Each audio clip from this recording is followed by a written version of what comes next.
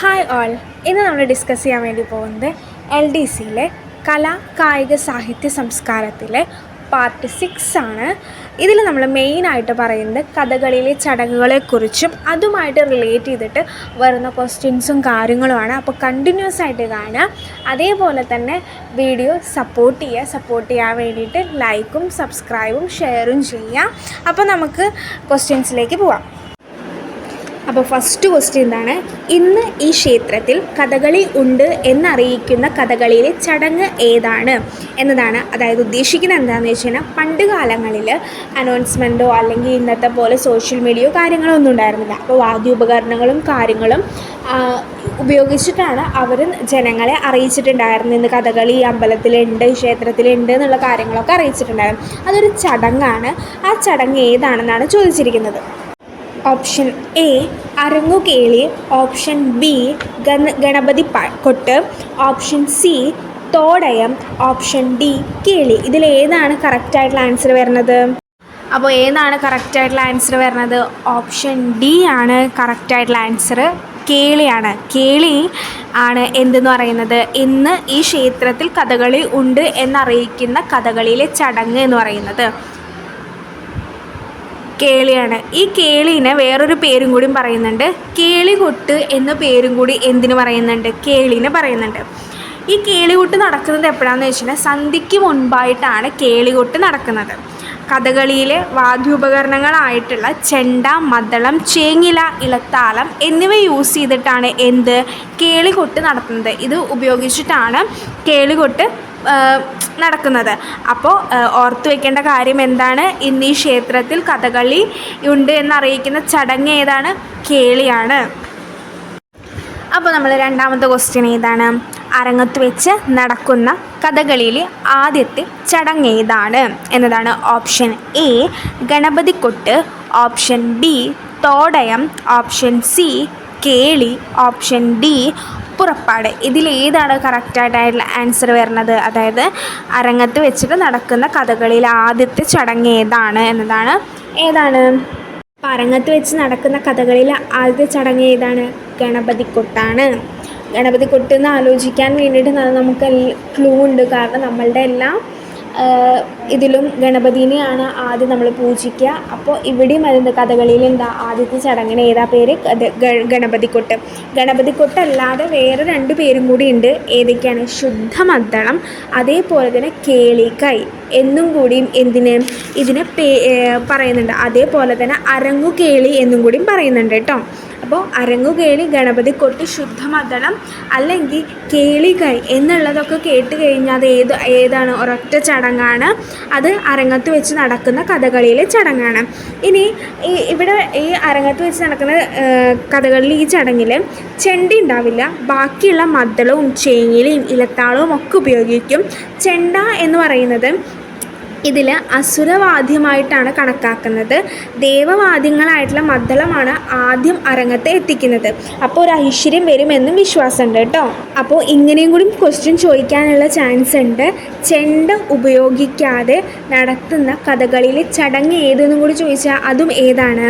അതും ഗണപതിക്കൊട്ട് അല്ലെങ്കിൽ അരങ്ങുകേളിയാണ്. അപ്പോൾ അതും കൂടി എന്ത് ചെയ്യുക? മനസ്സിൽ വയ്ക്കുക. അപ്പോൾ അരങ്ങത്ത് വെച്ച് നടക്കുന്ന ആദ്യത്തെ കഥകളിയിലെ ചടങ്ങ് എന്ന് പറയുന്നത് ഗണപതിക്കൊട്ടാണ്. അതിൽ ഉപയോഗിക്കാത്ത വാദ്യോപകരണം ഏതാണ്? ചെണ്ടയാണ് ഉപയോഗിക്കാത്ത വാദ്യോപകരണം എന്ന് പറയുന്നത്. മൂന്നാമത്തെ ക്വസ്റ്റ്യൻ കലാകാരന്മാരുടെ ഈശ്വര പ്രാർത്ഥന നടക്കുന്ന ചടങ്ങ് ഏതാണ് എന്നതാണ് ക്വസ്റ്റ്യൻ. ഓപ്ഷൻ എ വന്ദന ശ്ലോകം, ഓപ്ഷൻ ബി അരങ്ങുകേളി, ഓപ്ഷൻ സി മേളപ്പദം, ഓപ്ഷൻ ഡി തോടയം. കലാകാരന്മാർ അരങ്ങിൽ വന്നിട്ട് ഈശ്വര പ്രാർത്ഥന നടത്തുന്ന ചടങ്ങ് ഏതാണ് കഥകളിയിൽ എന്നതാണ് ക്വസ്റ്റ്യൻ. ഇതിലേതാണ് കറക്റ്റായിട്ടുള്ള ആൻസർ വരുന്നത്? അപ്പോൾ കലാകാരന്മാരുടെ ഈശ്വര പ്രാർത്ഥനയുടെ പേരെന്താണ്? തോടയം. ഓപ്ഷൻ ഡി തോടയമാണ് കലാകാരന്മാരുടെ ഈശ്വര പ്രാർത്ഥനയിൽ ആ കഥകളിയിൽ ആ ചടങ്ങിന് പറയുന്ന പേര് എന്ന് പറയുന്നത് ഏതാണ്? തോടകമാണ്. ഓർത്ത് വെച്ചോളുക. കലാകാരന്മാരുടെ ഈശ്വര പ്രാർത്ഥനയുടെ ചടങ്ങിൻ്റെ പേര്, ആ ചടങ്ങിൻ്റെ പേരെന്താണ്? തോടയമാണ്. ഇതെന്ന് പറയുന്നത് ഇഷ്ടദേവതാ പൂജയാണ് എന്തെന്ന് പറയുന്നത് ഈ തോടയം എന്ന് പറയുന്നത്. അതേപോലെ തന്നെ തോടയം എന്ന് പറയുന്നത് ഒരു നൃത്തരൂപമാണ്, നൃത്തമാണ്. അതവർ കളിക്കുക തിരശീലയുടെ പിന്നിലായിട്ടാണ്, പുറകിലായിട്ടായിരിക്കും അവർ എന്ത് ചെയ്യുന്നത്, ഈ തോടയം നൃത്തം കളിക്കുന്നുണ്ടാവുക. വളരെ ലഘുവായിട്ട്, ഇപ്പോൾ ഈ പിക്ചറിൽ തന്നെ നോക്കിക്കഴിഞ്ഞാൽ നമുക്ക് മനസ്സിലാവും അവർ വളരെ ലഘുവായിട്ട് മാത്രമാണ് എന്ത് ചെയ്തിട്ടുള്ളൂ, അണിതിട്ടുള്ളൂ. അപ്പോൾ അങ്ങനെയാണ് ചെയ്യുക. അതായത് തോടയത്തിൻ്റെ ഒരു ഇതെന്ന് പറയുന്നത് വലിയ ലഘുവായിട്ടുള്ള അണിയൽ മാത്രമാണ് നടക്കുന്നുണ്ടാവുക. അതായത് ഈ തോടയം എന്ന് ഉദ്ദേശിക്കുന്നത് എന്താണെന്ന് വെച്ച് കഴിഞ്ഞാൽ പ്രകൃതിയും പുരുഷനുമായിട്ടുള്ള അല്ലെങ്കിൽ ശിവനും ശക്തിയുമായിട്ടുള്ള കൂടിച്ചേരുന്ന ആ സൃഷ്ടി എന്നുള്ള ഒരു പ്രതീകാത്മകമായിട്ടാണ് എന്ത് നടക്കുന്നത്, തോടയം അവർ അവതരിപ്പിക്കുന്നത്. അതേപോലെ തന്നെ എല്ലാ കലാകാരന്മാരും ഈ തോടയം കെട്ടിയതിന് ശേഷം മാത്രമാണ് അവരുടെ വേഷം കെട്ടുള്ളൂ. അതാണ് ഈ കഥകളിയിലുള്ള നിയമം എന്ന് പറയുന്നത്. തോടയം കെട്ടിയിട്ട് മാത്രമാണ് ബാക്കിയുള്ള നടന്മാർ അവരുടെ വേഷങ്ങൾ ഉണ്ടാവില്ലേ, ആ വേഷങ്ങളെല്ലാം കെട്ടുന്നുള്ളൂ.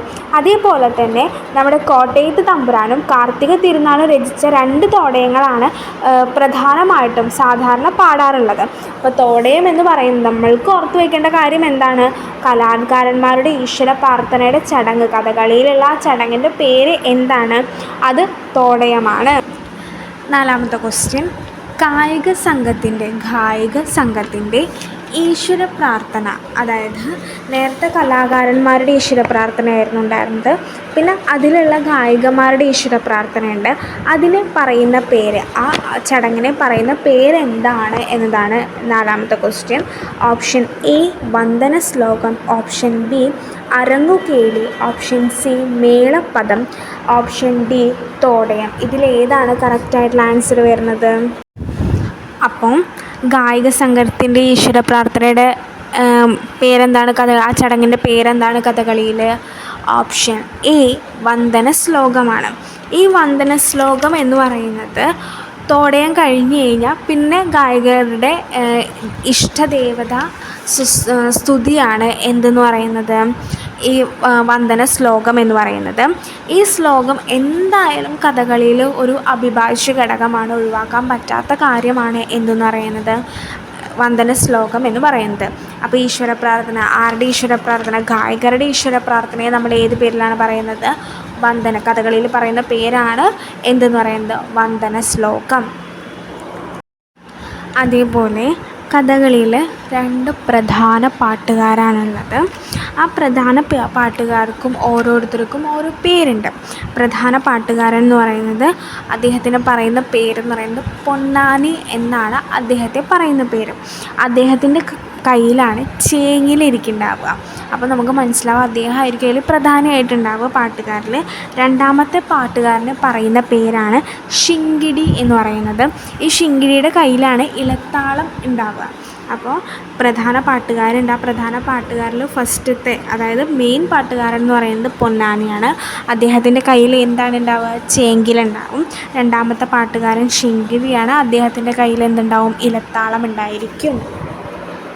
5ാമത്തെ ക്വസ്റ്റ്യൻ, കഥകളിയിലെ നായകനും നായികയും പ്രത്യക്ഷപ്പെടുന്ന ചടങ്ങ് ഏതാണ് എന്നതാണ്. നായകനും നായികയും അരങ്ങത്തേക്ക് പ്രത്യക്ഷപ്പെടുന്ന ചടങ്ങ് ഏതാണ് കഥകളിയിൽ? ഓപ്ഷൻ എ ധനാശി, ഓപ്ഷൻ ബി കഥാരംഭം, ഓപ്ഷൻ സി പുറപ്പാട്, ഓപ്ഷൻ ഡി മേളപ്പദം. ഇതിലേതാണ് കറക്റ്റായിട്ടുള്ള ആൻസർ വരുന്നത്? അപ്പോൾ ഏതാണ് കറക്റ്റായിട്ടുള്ള ആൻസർ വരുന്നത്? ഓപ്ഷൻ സി പുറപ്പാടാണ് കറക്റ്റായിട്ടുള്ള ആൻസർ വരുന്നത്. കഥകളിയിൽ നായകനും നായികയും പ്രത്യക്ഷപ്പെടുന്ന ചടങ്ങ് എന്ന് പറയുന്നത് ഏതാണ്? പുറപ്പാടാണ്. അപ്പോൾ ഈ പുറപ്പാട് എന്ന് പറയുന്നത് സാധാരണയായിട്ട് പുരുഷവേഷനായതായിരിക്കും, കൃഷ്ണനായിരിക്കും ഉണ്ടായിരിക്കുക. കഥകളിയിലെ ഏറെക്കുറെ എല്ലാ കലാശങ്ങളും അതുപോലെ തന്നെ അടവുകളും ഈ ചടങ്ങിൽ ഉൾപ്പെടുത്തിയിട്ടുണ്ടാവും. പിന്നെ പുറപ്പാട് മുതലാണ് ചെണ്ട ഉപയോഗിക്കുക. അതുകൂടി ശ്രദ്ധിക്കേണ്ട ഒരു കാര്യമാണ്. ചെണ്ട ഉപയോഗിക്കുന്ന ചടങ്ങ് ഏതാണെന്ന് ചോദിക്കുന്നത്, ഏത് തൊട്ടിട്ടാണ് ചെണ്ട യൂസ് ചെയ്യുന്നതെന്ന് ചോദിച്ചു കഴിഞ്ഞാൽ ഏതാണ്? പുറപ്പാട് മുതലാണ് ചെണ്ട യൂസ് ചെയ്യുന്നത്. അതേപോലെ തന്നെ മേൽക്കട്ടി, ആലവട്ടം, ശംഖുനാദം ഒക്കെ എന്തിലുപയോഗിക്കുന്നുണ്ട്? പുറപ്പാട് ചെയ്യാൻ വേണ്ടിയിട്ട് ഇതൊക്കെ യൂസ് ചെയ്യുന്നുണ്ട്. അപ്പോൾ കഥകളിയിൽ നായകനും നായികയും വരുന്ന ചടങ്ങിൻ്റെ പേരെന്താണ്? പുറപ്പാടാണ്. അപ്പോൾ ഇതൊന്ന് ഓർത്ത് വെക്കുക കേട്ടോ. അപ്പോൾ ആറാമത്തെ ക്വസ്റ്റ്യൻ, കഥകളിയിൽ വാദ്യസംഘം ആടിത്തിമിർക്കുന്ന ചടങ്ങേത് എന്നതാണ് ക്വസ്റ്റ്യൻ. ഓപ്ഷൻസ് ഏതൊക്കെയാണ്? ഓപ്ഷൻ എ പുറപ്പാട്, ഓപ്ഷൻ ബി കഥാരംഭം, ഓപ്ഷൻ സി ധനാശി, ഓപ്ഷൻ ഡി മേളപ്പദം. അപ്പോൾ ഇതിലേതാണ് കറക്റ്റ് ആൻസറായിട്ട് വരുന്നതെന്ന് നമുക്ക് നോക്കാം. അപ്പോൾ കഥകളിയിൽ വാദ്യസംഘം ആടിത്തിമിർക്കുന്ന ചടങ്ങ് ഏതാണ്? Option D മേളപ്പദമാണ്.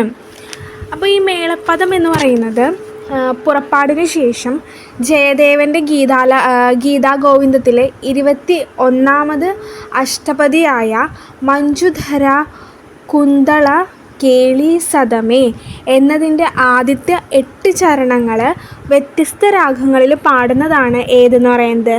മേളപ്പദം എന്ന് പറയുന്നത്. അതേപോലെ പുറപ്പാടിന് ശേഷമാണ് എന്ത് വരുന്നത്?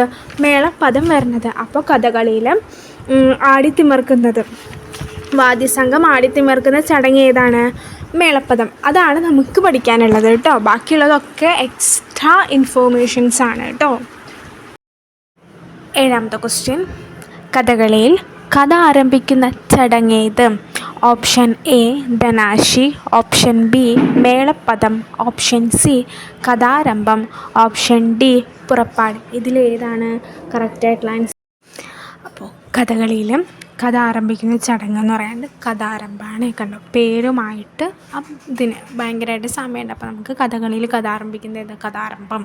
അപ്പോൾ അത് ഓർത്ത് വയ്ക്കാനായിട്ട് എളുപ്പമാണ്.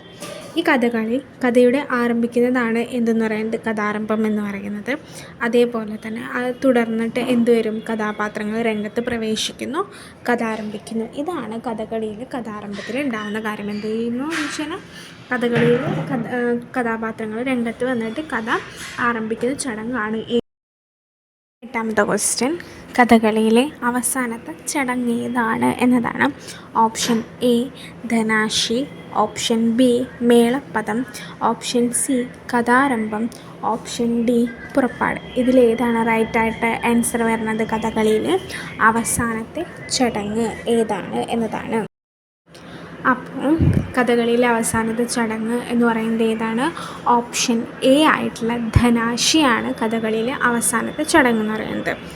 ഇവിടെ ധനാശിയിൽ എന്താ സംഭവിക്കുന്നതെന്ന് വെച്ചാൽ ഒരു കഥാപാത്രം ഈശ്വര സൃഷ്ടിക്ക് വേണ്ടിയിട്ട് രൂപത്തിൽ നൃത്തം ചെയ്യുന്നതാണ് എന്തെന്ന് പറയുന്നത് ധനാശി. അതായത് കഥകളിയിലെ അവസാനത്തെ ചടങ്ങ് എന്ന് പറയുന്നത് എന്താണ്? ഈശ്വര സൃഷ്ടിക്ക് വേണ്ടിയിട്ട് ഈശ്വര സൃഷ്ടി രൂപത്തിൽ ഒരു കഥാപാത്രം നൃത്തം ചെയ്യുന്നതാണ് എന്തെന്ന് പറയുന്നത് ധനാശി എന്ന് പറയുന്നത്. അപ്പോൾ ഇന്ന് നമ്മൾ ഡിസ്കസ് ചെയ്തിട്ടുള്ളത് കഥകളിയിലെ ചടങ്ങുകളെക്കുറിച്ചിട്ടും അതിൽ PSCക്ക് LDCയിൽ ചോദിച്ചിട്ടുള്ള ക്വസ്റ്റ്യൻസിനും വരാൻ ചാൻസുള്ള ക്വസ്റ്റ്യൻസിനും ഒക്കെയാണ് നമ്മൾ ഡിസ്കസ് ചെയ്തിട്ടുള്ളത്. അപ്പോൾ നമുക്കൊന്ന് റിവേഴ്സ് ചെയ്ത് നോക്കാം. അപ്പോൾ കഥകളിയിലെ ഫസ്റ്റ് ചടങ്ങ് എന്ന് പറയുന്നത് കേളിയാണ്. കേളി എന്ന് പറഞ്ഞു കഴിഞ്ഞാൽ ഇന്ന് ഈ ക്ഷേത്രത്തിൽ കഥകളി ഉണ്ട് എന്നറിയിക്കുന്ന ചടങ്ങാണ് ഏതെന്ന് പറയുന്നത് കേളി. അതായത് പണ്ട് സോഷ്യൽ മീഡിയയോ അല്ലെങ്കിൽ അനൗൺസ്മെൻറ്റോ കാര്യങ്ങളൊന്നും ഉണ്ടായിരുന്നില്ല. ആ സമയത്ത് യൂസ് ചെയ്തിട്ടുണ്ടായിരുന്നതാണ് എന്തെന്ന് പറയുന്നത്. അപ്പോൾ കൊട്ടി ഇങ്ങനെ അറിയിക്കണമല്ലോ, അപ്പോൾ ആ ചടങ്ങാണ് കഥകളിയിലെ ഏതെന്ന് പറയുന്നത് കേളി എന്ന് പറയുന്നത്. പിന്നെ അരങ്ങത്ത് വെച്ചിട്ട് നടക്കുന്ന കഥകളിയിലെ ആദ്യത്തെ ചടങ്ങ് എന്ന് പറയുന്നത് ഏതാണ്? ഗണപതിക്കൊട്ടാണ്. അപ്പോൾ കഥകളിയിൽ ഫസ്റ്റ് ചടങ്ങ് മീൻസ് അരങ്ങത്ത് വെച്ച് നടക്കുന്ന ചടങ്ങ് എന്ന് പറയുന്നത് ഏതാണ്? ഗണപതിക്കൊട്ടാണ്. പിന്നെ കലാകാരന്മാരുടെ ഈശ്വര പ്രാർത്ഥനയുണ്ട്. കലാകാരന്മാരുടെ ഈശ്വര പ്രാർത്ഥന ഏതാണ്? തോടയമാണ് കലാകാരന്മാരുടെ ഈശ്വര പ്രാർത്ഥന എന്ന് പറയുന്നത്. പിന്നെ ഗായക സംഘത്തിൻ്റെ ഈശ്വര പ്രാർത്ഥനയുണ്ട്. ആ ഈശ്വര പ്രാർത്ഥനയ്ക്ക് എന്ത് പറയുന്നു? വന്ദന ശ്ലോകം എന്ന് പറയുന്നു. അതിനുശേഷം കഥകളിയിലെ നായകനും നായികയുടെയും പ്രവേശനമാണ്. അതിനേതെന്ന് പറയുന്നു? പുറപ്പാടെന്ന് പറയുന്നു. പിന്നെ കഥകളിയിൽ വാദ്യസംഘത്തിൻ്റെ ആടിത്തിമിർക്കുന്ന ഒരു ചടങ്ങുണ്ട്. അത് ഏത് പേരിൽ അറിയപ്പെടുന്നു? മേളപ്പദം എന്ന പേരിലാണ് അറിയപ്പെടുന്നത്. പിന്നെ കഥകളിയിൽ കഥ ആരംഭിക്കുന്നു. ആ ചടങ്ങ് ഏതാണ്? കഥാരംഭമാണ്. പിന്നെ കഥകളിയിൽ എന്താണ്? അവസാനമായി കഥകളി അവസാനിച്ചു. അപ്പോൾ ഏതാണ്? ധനാശിയാണ് അവസാനത്തെ ചടങ്ങ് എന്ന് പറയുന്നത്. അപ്പോൾ ഫസ്റ്റ് ചടങ്ങ് കേളി, പിന്നെ രണ്ടാമത്തെ ഏതാണ്? ഗണപതിക്കൊട്ട്, മൂന്നാമത്തെ ഏതാണ്? തോടയം, നാലാമത്തെ ഏതാണ്? വന്ദന ശ്ലോകമാണ്. അതിനുശേഷം അഞ്ചാമത്തെ ഏതാണ്? പുറപ്പാടാണ്. പിന്നെ ആറാമത്തെ മേളപ്പദമാണ്. ഏഴാമത്തെ ഏതാണ്? കഥാരംഭമാണ്. എട്ടാമത്തെ ഏതാണ്? ധനാശിയാണ്. അപ്പോൾ ഇന്നെടുത്തിട്ടുള്ള കാര്യങ്ങളൊക്കെ മനസ്സിലായി എന്ന് വിചാരിക്കുന്നു. അപ്പോൾ എന്ത് ചെയ്യുക, അടുത്ത വീഡിയോയിൽ നമ്മൾ 10 ക്വസ്റ്റ്യൻസുമായിട്ട് വീണ്ടും വരുന്നതായിരിക്കും. അപ്പോൾ എടുത്ത കാര്യങ്ങളൊക്കെ മനസ്സിലായിട്ടുണ്ടെന്ന് വിചാരിക്കുന്നു. Thank you.